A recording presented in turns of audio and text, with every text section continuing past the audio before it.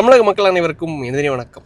உண்மையை உடைத்த மிஸ்டர் திருமாவளவன் அவர்கள் அப்படின்னு சொல்லிட்டு நம்ம தொடர்ந்து பல நாட்களை பேசி வந்தோம். இந்த திமுக அதை தாண்டி அண்ணா திமுகவும் ஒன்று சேருது, அதை தாண்டி திமுகவும் சீமான் அவர்களுடைய நாம் தமிழர் கட்சியும் ஒன்று சேருது. இன்னைக்கு யாரும் எதிர்பார்க்காத அளவில் பொது வேட்பாளராக அண்ணா திமுக ஒன்றிணைச்சு அம்பாசமுத்திரம் தொகுதியில் சீமான் அவரோட நிப்பாட்ட போகிறாங்க அப்படின்னு சொல்லிட்டு பேசியிருந்தாங்கல்ல. நம்மளும் அதை எடுத்து பேசியிருந்தோம். இதை தாண்டி இவங்க செய்கிறதுல என்ன தவறு? சீமான் அவர்கள் சட்டசபைக்குள்ளே போகிறது மக்கள் எல்லாரும் விரும்புகிறாங்க. எவன் எல்லாமோ சட்டசபைக்குள்ளே போகிறான், யார் யாரெல்லாமோ, அதாவது டிவிக்கோட புது ஃபஸ்ட் டைம் எம்எல்ஏக்கள் இருக்காங்க இல்லை, இவன் எல்லாம் சட்டசபைக்குள்ளே போகிறான். அப்போ அண்ணன் சீமான் அவர்கள் போகிறதுல என்ன தவறு? அவரை கட்சிகள் நிப்பாட்டுறதுல என்ன தவறு அப்படின்னு சொல்லிட்டு பல இல்லை கிடையாது. திமுகவோட தோழமை கட்சியான நாம் தமிழர் கட்சியோட பேச்சாளர்கள்லாம் பேசியிருந்தாங்க. எந்த அளவுக்கு கொச்சை பேச முடியுமோ எல்லாத்தையும் பேசியிருந்தாங்க. பேசினதுக்கப்புறமா எல்லாம் நார்மலைஸ் பண்ணி விட்டாங்க. அவங்க கல்யாண வீடுகளில் சந்திக்கிறதுல என்ன தப்பு, சிரிச்சு கை குலுக்கிறதுல என்ன தப்பு, அதில் என்ன தவறு இருக்குது அப்படின்னு சொல்லிட்டு பேசினாங்கல்ல. இது எல்லாத்துக்கும் பதிலடி நீங்கள் ஒருத்தர் கொடுத்து வச்சிருக்காரு. யாருன்னா அண்ணன் திருமாவளவன் அவர்கள். முடிஞ்சா தெம்பும் திராணியே இருந்தா இவரை அந்த அளவுக்கு நீங்க எல்லாரையும் மனநோயாளிகள்னு சொல்றீங்கல்ல, கேள்வி கேட்கிற எல்லாரும் மனநோயாளிகள், அது ஒரு கைண்ட் ஆஃப் வேற ஒரு மென்டல் டிசார்டர் அப்படின்னு சொல்லிட்டு சொல்றீங்கல்ல.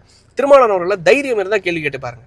அவர் என்ன சொல்றாரு தெரியுமா? 2009 இந்த திமுக பிளஸ் காங்கிரஸ் கூட்டணியை இந்த ஈழ மக்கள் கிட்ட இருந்து பாவத்தையும் சுமந்து காப்பாத்தினது நான். யாரு? திருமாவளவன் அவர்கள்.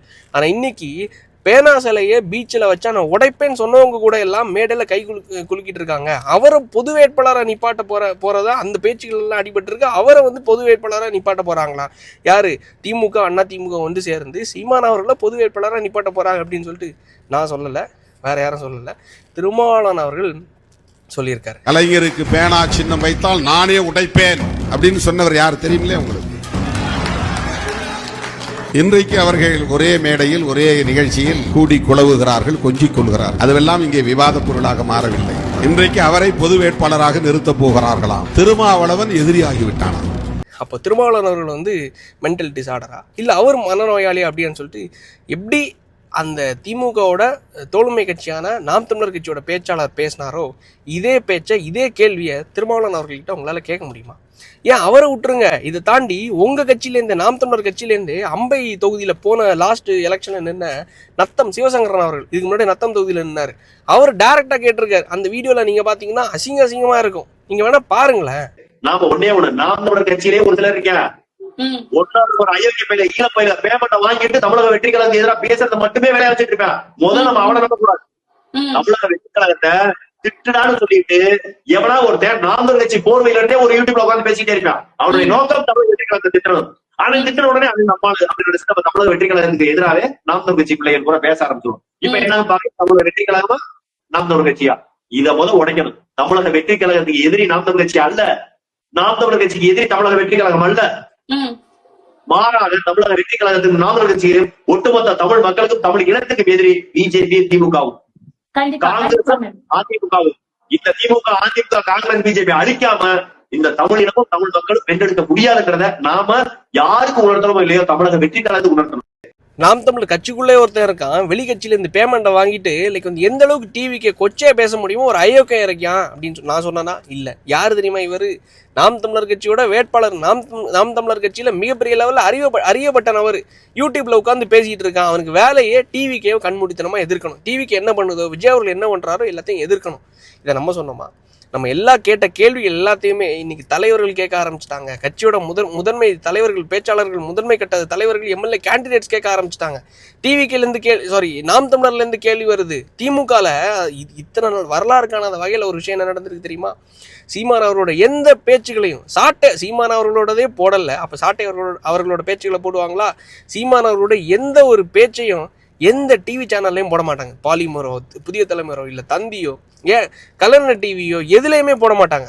ஆனால் இன்னைக்கு சாட்டை துரைமுருகன் அவர்களுடைய ஒரு வீடியோ, என்ன டேஷுக்கு நீ கரூருக்கு போன, என்ன டேஷுக்கு நீ கரூர் மக்கள் கிட்ட போய் என்ன ஓட்டு பிச்சை கேட்க தானே போன, ஓட்டு பிச்சை தானே கேட்க போனீங்க சிஎம் சார் அப்படின்னு சொல்லிட்டு அந்த வீடியோ இன்னைக்கு கலைஞர் டிவியில் வருது. அப்போ பாருங்களேன், யாரெல்லாம் ஒன்றிணைஞ்சிருக்காங்கன்னு சொல்லிட்டு. இதெல்லாம் நம்ம சொன்னோமா?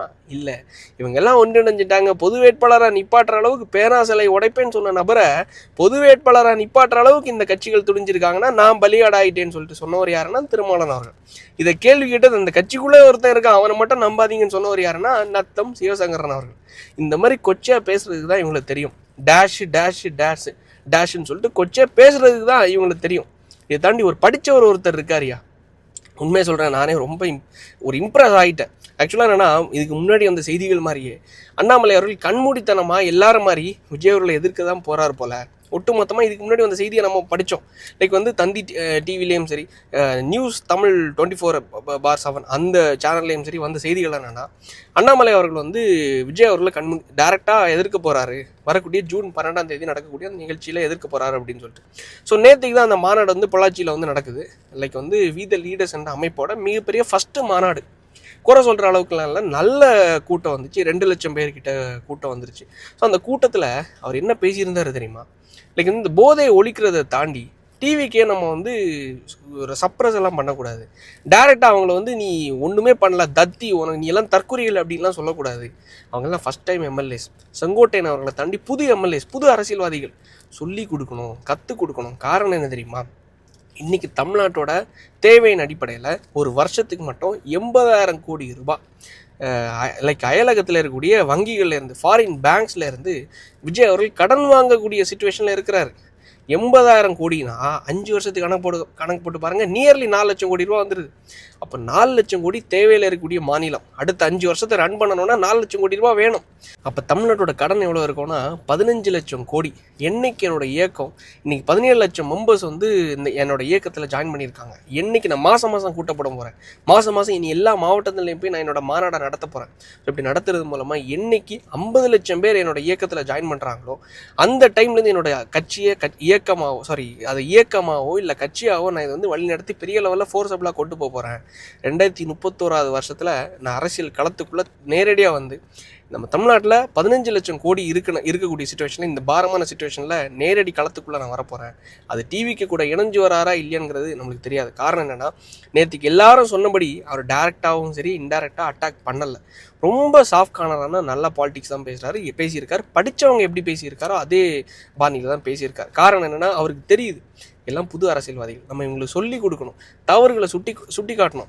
எப்படி கோயம்புத்தூரை தாண்டி சேலத்துக்குள்ளே சுயஸ் என்ற நிறுவனம் வந்திருக்கும், இவர் தெரியாமல் வந்து ஓகே மத்திய அரசாங்கத்தோட இணங்கி போகிறதுக்காக அவங்களோட AMRUT என்ற ஸ்கீமுக்கு கீழே வரக்கூடிய இந்த சுயஸ் என்ற நிறுவனத்தை 25 ஆண்டுகளுக்கு அவங்க வந்து கையெழுத்து போட்டிருக்காங்க. ஸோ இது வந்து தவறு, இது வந்து மக்களோட அடிப்படை வாழ்வாதாரத்தையே கை வைக்கக்கூடிய ஒரு விஷயம். எல்லாத்தையும் சுட்டி காட்டி நம்ம பேசணும், அந்த பேசக்கூடிய பாணியில் பேசணும். இந்த தற்குறி போய் எங்கள் மக்களோட வயிற்றுல கை வச்சுட்டேன்னு சொல்லிட்டு பேசினா மக்கள் வெறுக்க தான் செய்வாங்க. இன்னைக்கு மீம்ஸ் கல்ச்சர் வந்து பெருவாரியாக வளர்ந்து கொண்டு இருக்கு. என்னோட பேச்சுக்கள் வச்சு மீம்ஸ் எங்கேயோ போயிட்டு இருக்கு. காரில் வரும்போது நானே அதை பார்த்து சிரிக்கிறேன். எனக்கு வந்து அந்த நக்கல் ஐயாண்டியோடு பேச தெரில, விஜய் அவர்களை மாதிரி அரசியலை பேச தெரில. ஆனால் அதை நான் இனிமேல் கற்றுக்க போகிறேன் அப்படின்னு சொல்லிட்டு ரொம்ப சாஃப்ட் கார்னராக ஒரு படித்த மனுஷன் எப்படி பேசியிருக்காரோ, எப்படி நம்ம வந்து அடுத்தடுத்த காலத்துக்கு தகுந்தவாறு நம்ம வந்து தக்கமிச்சிக்கணுமோ அந்த விஷயத்த சர்வைவல் ஆஃப் த ஃபிட்டஸ்டின் பேரில் உண்மையில நல்லபடியாக கற்றுக்கிறதுக்கு நம்ம ஒன்றும் சொல்லிக் கொடுக்குறது நம்மளுக்கு வயசு கிடையாது. பட் காலத்தின் கட்டாயத்தின் பேரில் எப்படி டிஎம்கேயோட எல்லா கரப்ஷன்ஸையும் டிஎம்கே 2.0 3.0ன்னு சொல்லிட்டு ஒட்டுமொத்தமாக டிஎம்கே ஸ்கேம்ஸை வெளியே கொண்டு வந்தாரோ, இனிமே அவர் வந்து ஒவ்வொரு நகர்வுகளையும் டைரக்ட் அட்டாக் இல்லாமல் சாஃப்ட் கார்னராக படித்தவங்க எப்படி அரசியல் பண்ணுவாங்களோ காலத்துக்கு தகுந்தாரு பண்ணுவாருன்னு நான் நம்புகிறேன். ஏன் சொல்கிறேன்னா, நேற்று அந்த ஸ்பீச்சில் இன்னொரு விஷயத்தையும் தெளிவாக பேசியிருந்தார். எல்லாரும் சொல்கிறாங்க டிவிக்கு அரசு வந்துருச்சுன்னு 2 மாதம் ஆக போகுதுன்னு ப்ரெஸ்ஸே பார்க்கலன்னு கொஞ்சம் வெளுத்து விடுங்கண்ணே. ஆனால் எல்லாரும் சொல்கிற மாதிரி பேசினா திமுகவுக்கும் அதிமுகவுக்கும் எனக்கு என்னையா வித்தியாசம்? 1,68,00,000 மக்கள் எனக்கு இந்த தலைவர், எனக்கு இந்த கட்சி வேணும்னு சொல்லிட்டு தேர்ந்தெடுத்தவங்கள டைரெக்டாக இந்த மாதிரி வந்து கொச்சையாக பேசுகிறோம்.